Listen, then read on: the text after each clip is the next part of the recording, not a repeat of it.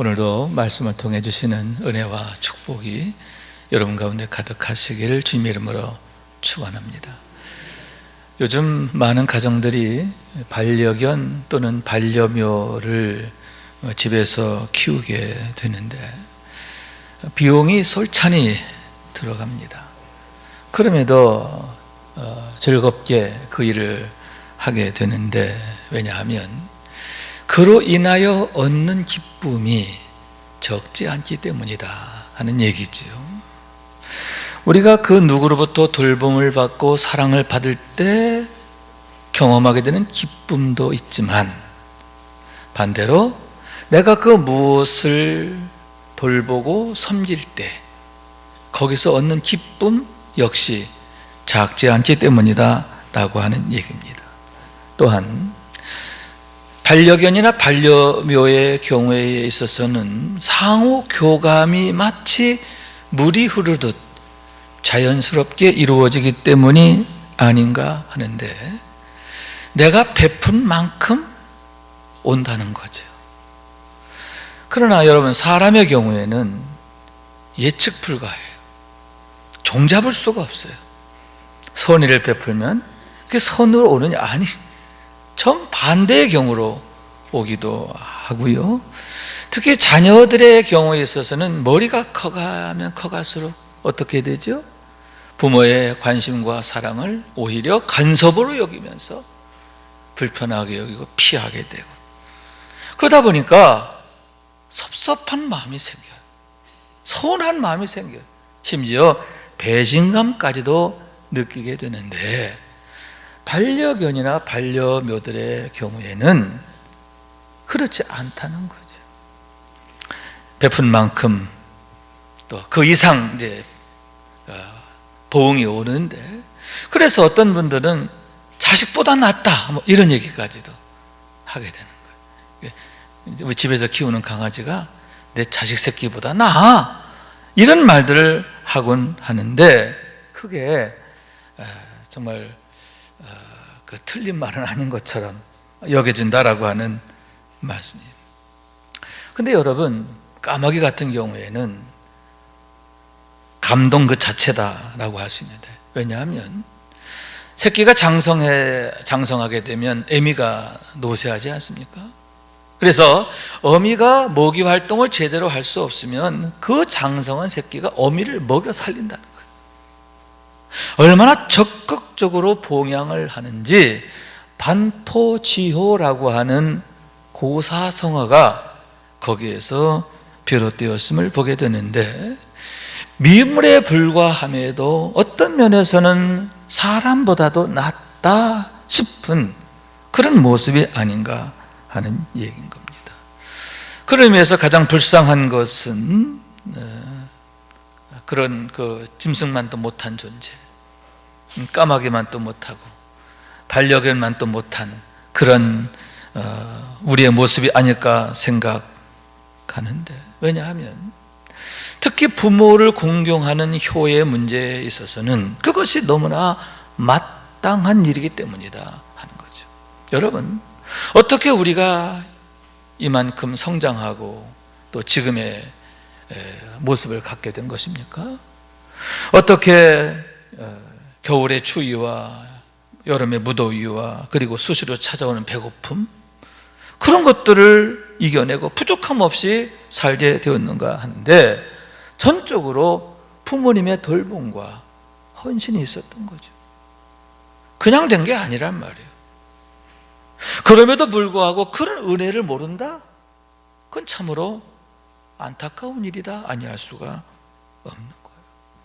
거기에다 여러분, 내 부모를 공경하라 하신 것은 하나님의 명령이잖아요. 계명입니다. 하나님께서 명하신 10계명 중에 5번째 계명, 내 부모를 공경하라, 그리하면 내 하나님 여호와가 내게 준 땅에서 내 생명이 길리라 하셨는데, 약속 있는 첫 계명이 되기 때문이다 라고 하는 말씀인 거예요. 다시 말해서, 그리하면 내 하나님 여호와가 내게 준 땅에서 내 생명이 길리라 하셨는데, 그로 인하여 장수의 복, 형통의 복, 평강의 복을 누리게 되는데, 여러분, 내 하나님 여호와가 이렇게 말씀하는 거예요. 여러분, 영원부터 영원까지 하나님께서 우리 하나님이 되어주심에 대한 약속인 줄로 믿습니다. 왜 부모를 공경하는 게 축복이냐? 왜 그와 같은 계명을 주셨느냐? 그와 같이 복이 되기 때문이다 라고 하는 말씀인 거예요. 그러므로 여러분, 우리가 최소한 까마귀보다는 나아야 되겠다. 아멘. 우리가 효를 행하는 그런 사람 되길 원하는데, 이를 통해서 여호와가 내게 준 땅에서 내 생명이 길리라 하신 축복의 주인공이 되는 우리 모두가 될 수 있길 주님의 이름으로 축원합니다. 그러면 왜 하나님께서 그와 같은 계명을 주셨고 지키게 하셨는가 하는데, 첫째로 우리가 누구냐? 주 안에서의 존재이기 때문이라는 거예요. 주 안에서의 존재. 본문 1절에 보면 자녀들아 주 안에서 너희 부모에게 순종하라, 이것이 옳으니라, 이렇게 말씀하고 있는데, 주 안에서라고 하는 말씀은 이미 예수와 함께 살리심을 받은 존재라는 의미를 갖고 있다는 거예요. 육에 속한 자, 세상에 속한 자가 아니에요. 이미 우리는 영에 속한 자, 하나님께 속한 자이기 때문임을 믿으시기 바랍니다. 그렇기 때문에 육에 속한 자라 할지라도 부모를 공경할진대 하물며 영에 속한 자이니만큼 더더욱 그리해야 함에 대해서 분명히 말씀하고 있는 거예요. 그래서 이것이 옳으니라 이렇게 말씀하고 있는데, 그렇게 하지 않으면 그것이 죄가 된다라고 하는 말씀인 것을 보게 되는 겁니다. 그래서 그것처럼 여러분, 축복에 대한 약속까지 하시면서 명하셨음을 보게 되는데, 축복에 대한 약속까지 주시잖아요. 이로써 내가 잘되고 땅에서 장수하리라. 아멘. 마치 시냇가에 심겨진 나무와 같이 되어짐에 대한 축복인 줄로 믿습니다. 그래서 가뭄이 와도 이기게 되고, 태풍이 와서 가지가 부러져도 새로운 가지가 나와서 더 많은 열매를 맺게 하고, 할렐루야. 해가 거듭할수록 더 열매가 풍성하게 되는 줄로 믿습니다. 임마누엘의 은혜인 줄로 믿습니다. 생명의 근원이신 하나님, 만복의 근원이신 하나님이 그에게 복을 주시기 때문이다 하는 거예요. 그렇기 때문에 그러한 놀라운 비밀을 경험한 선지자 이사야는 이렇게 노래하는데요. 소년이라도 피곤하며 곤비하며 장정이라도 넘어지며 쓰러지되 오직 여호와를 앙망하는 자는 새 힘을 얻으리니 독수리가 날개치며 올라감 같을 것이요 다른 박질하여도 곤비지 아니하겠고 걸어가도 피곤치 아니하려라. 실패하지 않는다는 거예요. 어떤 형편과 상황 속에서도 반드시 승리하게 되고 또 화가 변하여 복이 되게 하시는 하나님의 은혜를 경험하게 된다고 하는 거예요. 왜냐하면 영원하신 하나님이 여호와 땅끝까지 창조하신 이는 피곤하지 않으시며 곤비하지 않으시며 명철이 한이 없으시며 피곤한 자에게는 능력을 주시며 무능한 자에게는 힘을 더하시나니. 아멘. 우리 하나님이 그런 분이라는 거예요. 그런 하나님께서 영원토록 우리의 모든 것이 되어주시기 때문이다 라고 하는 말씀인 거예요. 그래서 여러분, 선지자 이사야는 너는 알지 못하였느냐 듣지 못하였느냐 하면서 크게 외치고 있는데, 힘으로도 안 되고 능력으로 안 되는 줄로 믿습니다. 그러나 오직 나의 영으로 되느니라. 아멘. 하나님의 은혜면 되는 것을 믿으시기 바랍니다. 그러므로 여러분, 그 비밀을 알기 원하는데요, 그래서 더 믿음으로 행하기를 원하는 거예요. 여호와께서 내게 준 땅에서 내 생명이 길리라. 여러분, 이런 약속의 주인공 되기를 원하는 거예요. 하나님의 손 안에서 우리의 가정이, 우리의 자녀들이 하나님의 축복으로 아름답게 세워질 수 있게 되기를 주님의 이름으로 축원합니다. 두 번째로 여러분, 부모란 하나님이 세우신 대리자이기 때문임을 믿으시기 바랍니다. 왜 우리가 부모에게 순종해야 되고 부모를 공경해야 되느냐? 첫째로는 우리가 주 안에 있는 자이기 때문이며, 둘째로 우리의 부모란 누구냐? 하나님이 나를 위해 세우신 하나님의 대리자이기 때문이다 라고 하는 말씀인 거예요. 그렇기 때문에 첫째로 주 안에서 순종하라 이렇게 엄히 명하시고 있는데, 부모를 통해서 우리에게 주어지는 말씀에 늘 아멘 해야 한다라고 하는 말씀인 거예요. 그래서 먼저는 부모에게 말씀하시죠. 4절 말씀, 또 아비들아 너희 자녀를 노엽게 하지 말고 오직 주의 교훈과 훈계로 양육하라. 부모된 자들이여, 너의 자녀를 내 생각으로, 세상 지식으로, 세상 가치로 가르치지 말고 주의 말씀으로 가르쳐라. 주의 훈계와 교훈으로 가르쳐라. 이렇게 말씀하고 있는 거예요. 항상 어디에 중심을 둬야 되느냐?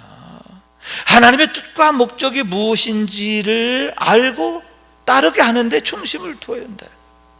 그럼으로써 우리 자녀들이 하나님의 거룩하신 같이 거룩하게 되고, 아멘, 하나님이 기뻐하시는 하나님 마음에 합한 자가 되어지게 하는 것, 그것이 바로 늘 부모들이 늘 명심해야 할 일이다. 그러한 말씀인 거예요.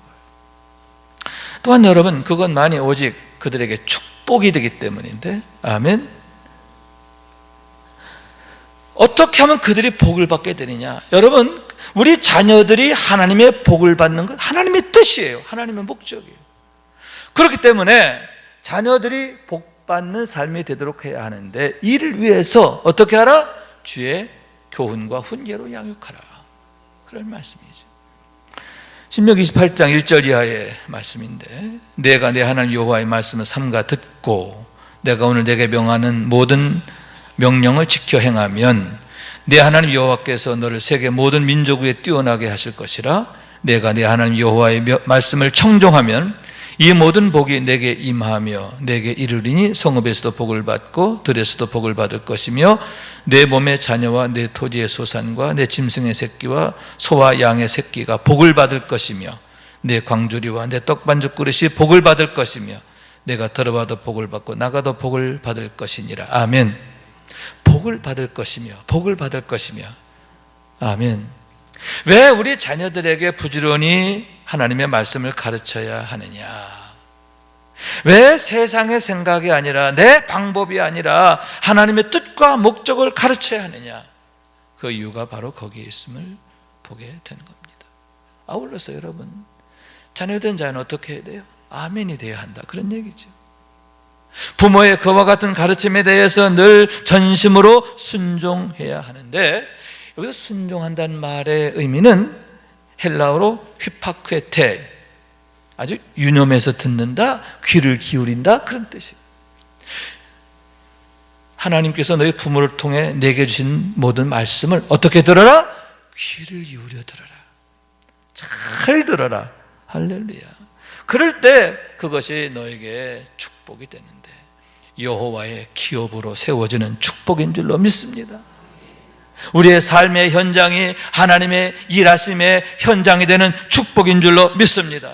그래서 우리의 날마다의 삶이 여호와 이레가 되고 여호와 니시가 되고 여호와 라파가 되고, 하나님이 여기까지 이렇게 우리를 도우셨다, 에베네셀의 삶이 되는 줄로 믿습니다. 여러분, 그와 같은 놀라운 축복의 주인공 되시기를 축원합니다. 둘째로는 내 아버지와 어머니를 공경하라.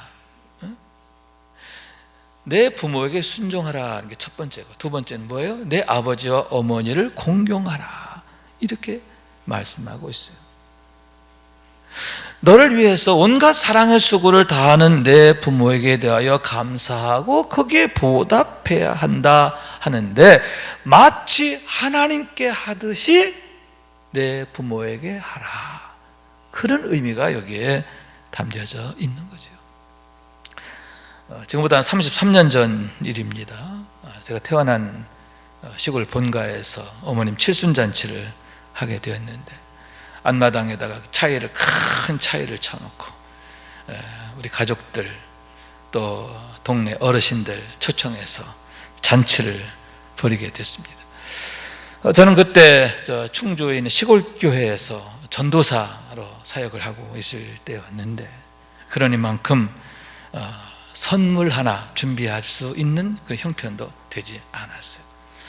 그래서 저희 형편을 생각하신 형님들이 저에게 임무를 맡겨주시는데, 그게 뭐냐, 이 축가를 부르는 거예요. 어머님 앞에서 이제 제가 칠순을 축하하는 그 노래를 내가 대표로 부르게 됐어요. 그때가 아주 제가 쌩쌩할 때 아닙니까? 목소리도 참 괜찮았고요. 어떤 사람은 나보고 가수하라고까지도, 물론 진심이 아닌 건 알지만, 그래서 이제 제가 어머니 앞에서 노래를 부르게 됐는데, 그때 불렀던 노래를 제가 지금도 늘 기억하고 또 늘 읊조리게 되는 것은, 그때 그 어머니의 모습, 어머니의 표정, 반응, 그것이 잊혀지지 않기 때문에 이런 노래였거든요. 낳으시고 기르시어 손등야 위신 내 어머니, 그 모든 슬픔 삼키시어 눈가엔 주름이네.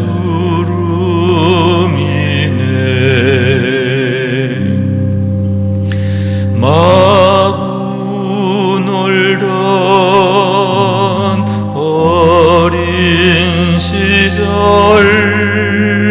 종아리 걷어 꾸짖으사 그 사랑 속에 나의 가슴 정의로 가득 찼네. 말로 다 할 수 없어라.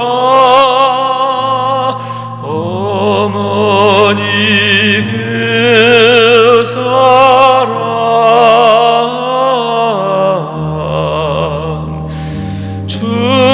주님의 축복 내리시라. 사랑 깊은 어머니,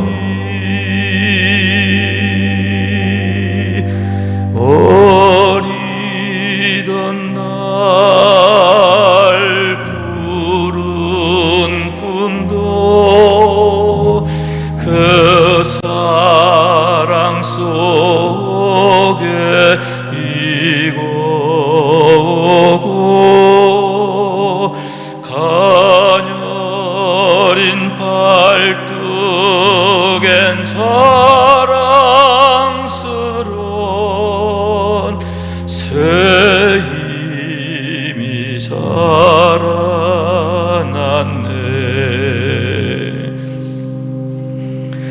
말로 다 할 수 없어라. 어머니 그 사랑, 주님의 축복 내리시라.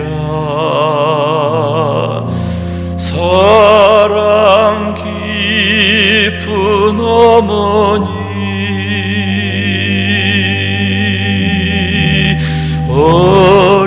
어리던 날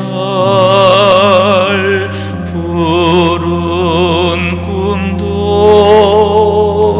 그 사랑 속에 이고고,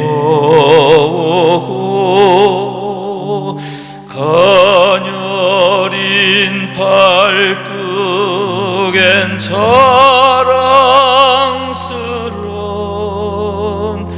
새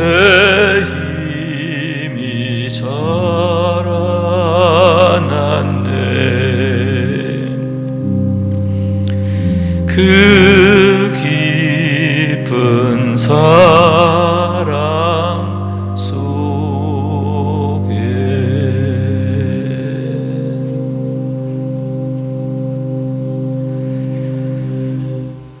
지금도 가끔 어머니가 많이 그리울 때가 있어요. 여러분이 다 우리 어머니 같아. 그러면 이 노래를 혼자 이렇게 부르는데, 그때 어머님이 그 노래를 들으시며 기뻐하시고 흐뭇해하시고 고마워하시던 그 모습, 그게 생각나고, 아, 어머니란 이런 분이구나 하는 것을 다시 한번 생각하게 되기 때문이죠. 여러분, 부모가 된다는 건 과연 어떤 의미일까요? 아마도 자녀가 태어나는 그 순간부터 을이 되는 것, 그게 바로 부모의 의미가 아닙니까? 갑이 되는 게 아니라 을이 되는 거죠. 왜냐하면 이 세상을 사랑하시는 하나님의 모습이 바로 그와 같으셨기 때문인데, 참 사랑의 특징이 바로 그것이라고 하는 거죠. 왜 하나님께서 이 세상을 사랑하사 독생자를 주셨는가? 왜 흉악한 죄인이라 하더라도 회개하면 용서하시고 어떻게 해서라도 그의 허물을 덮어주시려고, 가려주시라고 그렇게 애를 쓰시는가? 그 이유가 바로 거기에 있는 거예요. 그렇기 때문에 하나님의 대리자이신 부모들 역시 늘 자녀들에 대해서만큼은 을이 되시는데, 자신의 모든 것을 다해서 자녀들을 위해 봉사하시는 거죠. 자기의 모든 것을 다해서 돌보고 섬기고 지켜주고 사랑하는, 그러면서 원하는 건 단 한 가지예요. 그 자녀들이 잘 되는 거죠.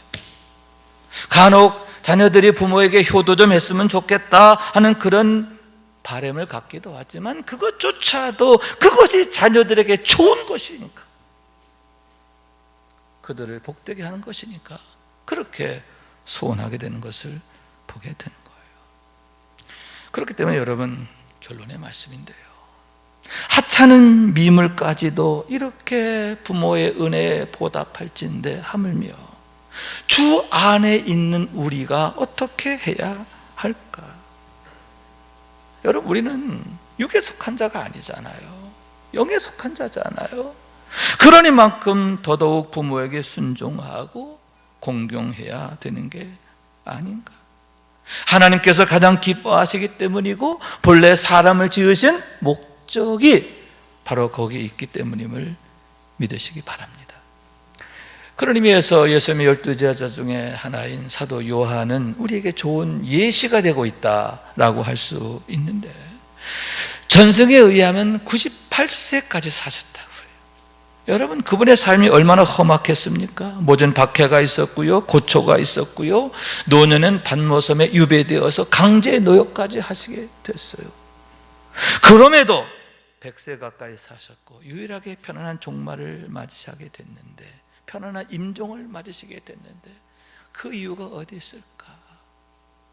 왜 그 제자에게만 그런 특별한 은혜가 주어지게 됐을까? 주님께서 십자가 위에서 요한에게 말씀하십니다. 보라, 내 어머니라. 그때로부터 마리아를 봉양하니라. 할렐루야. 예수의 모친 마리아가 돌아가실 때까지 정성으로 마리아를 봉양하게 되었다. 아마도 그러한 그의 효심을 하나님이 축복하실 것 같아요. 그렇습니다. 여러분, 부모를 공경하는 것, 여러분 참으로 아름다운 일이고 복된 일인 줄로 믿습니다. 왜 우리가 이를 위해 힘써야 되고 이를 위해서 기도하고 또 서로 협력해야 되는가? 그 이유가 시편에 말하기를 의인은 종려나무같이 번성하며 백향목같이 성장하리로다.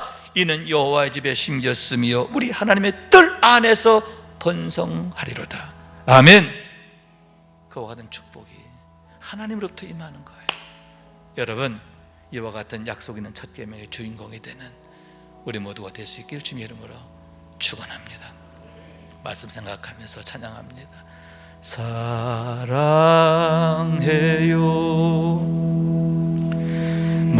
목소리 높여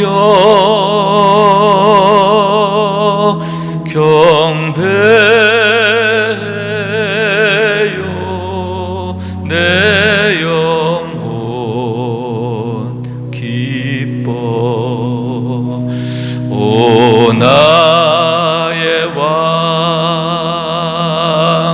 나의 목소리 주님 귀에 곱게 울리길 다시 한번 사랑해요 사랑해요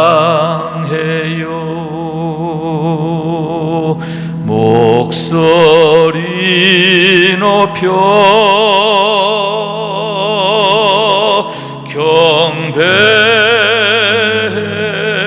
경배요 내 영혼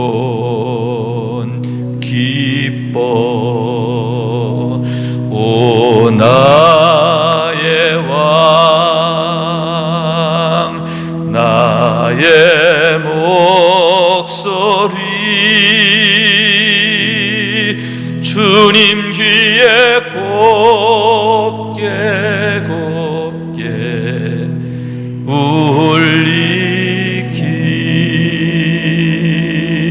울리기 아멘. 하나님이 연락하시는 예배, 하나님이 들으시는 기도, 하나님이 기뻐하시는 충성, 여러분 얼마나 복된 일입니까? 아름다운 일입니까? 우리의 모든 눈물과 사랑의 수고가 하나님 앞에 영광될 수 있기를 주님 이름으로 축원합니다.